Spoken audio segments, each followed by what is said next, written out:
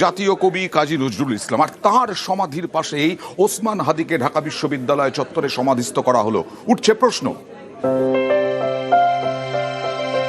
সাম্যবাদী কবি, সাম্প্রদায়িকতাকে ছুঁড়ে ফেলে দিয়ে তার কবিতা গানে বারবার শোনা গিয়েছে মানবতার কথা, বিদ্বেষ নয় ভালোবাসার কথা।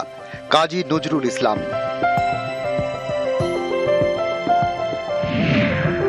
1899 সালের 24শে মে বর্ধমানের চুরুলিয়া গ্রামে কবির জন্ম।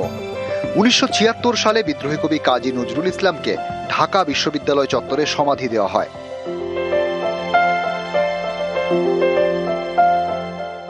বাংলাদেশের জাতীয় কবি নজরুল, তার সমাধির পাশেই শনিবার সমাধিস্থ করা হয় ছাত্রনেতা ওসমান হাদিকে, যিনি ভারত বিদ্বেষী বলে পরিচিত।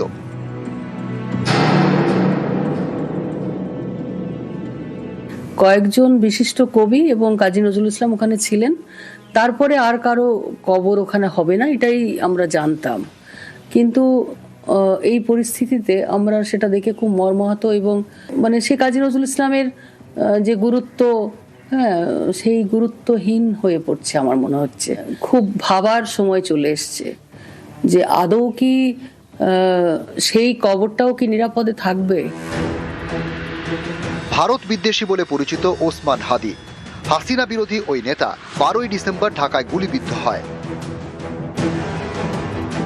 ইউনূস সরকারের উদ্যোগে সিঙ্গাপুরে হাসপাতালে নিয়ে যাওয়া হয়। 18 ডিসেম্বর রাতে হাদির মৃত্যু হয়। এরপরেই বাংলাদেশ উত্তাল। একাধিক সরকারি অফিস, বঙ্গবন্ধু ভবনে তাণ্ডব চালায় কট্টরপন্থীরা। ভারতীয় দূতাবাস ও অ্যাসিস্ট্যান্ট হাই কমিশনের অফিসেও হামলা চালানো হয়। সেদেশের প্রথম সারির সংবাদ মাধ্যম প্রথম আলো এবং ডেইলি স্টারের অফিসেও ভাঙচুর চালানো হয়।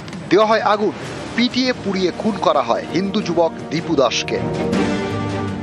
কট্টরপন্থীদের দাপাদাপিতে তছনছ আন্তর্জাতিক খ্যাতিসম্পন্ন সংস্কৃতি কেন্দ্র, ছায়ানট ভবন ও উদীচীর অফিস।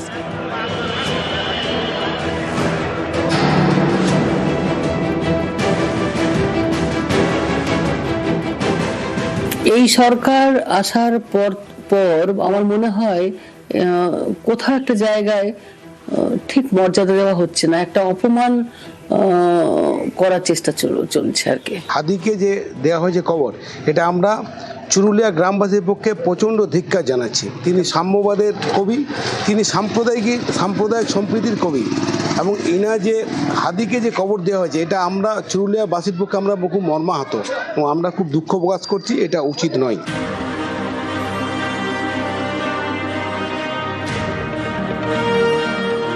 কাজী নজরুল ইসলাম বাংলাদেশের জাতীয় কবি। কবিতায় গানে তিনি সবসময় শুনিয়েছেন সম্প্রীতির সুর। ভারতের স্বাধীনতা সংগ্রামে তার গান আগুন জ্বালাতো, বিদ্রোহের আগুন। সেই কবির সমাধির পাশেই ভারত বিদ্বেষী নেতার সমাধি, যার নিন্দায় সরব কবির পরিবার। পশ্চিম বর্ধমান থেকে দীপক শর্মা, নিউজ 18 বাংলা।